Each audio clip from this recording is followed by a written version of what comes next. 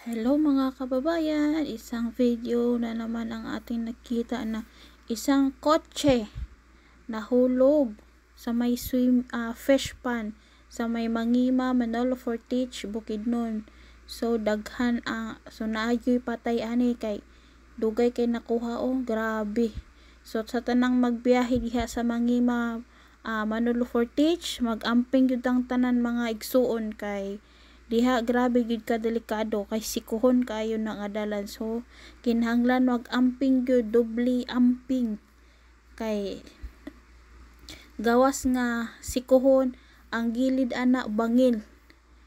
Kung mahulog ka diha simba ko lang intawon, pag abot sa ubos wa gyud patay gyud ka kay grabe ka bakilid. So sa tanang magbiyahe gikan Cagayan padulong Davao o Davao padulong og Cagayan de Oro, mag-amping gyud ta kay agianan gyud na diha dapita, tapos disgrasya diha gyud ka sa garamay na ay madisgrasya. So doble amping tayo mga kapatid, mga igsuon, kay lisod ng panahon karon.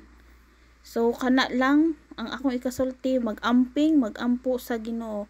Daghang salamat.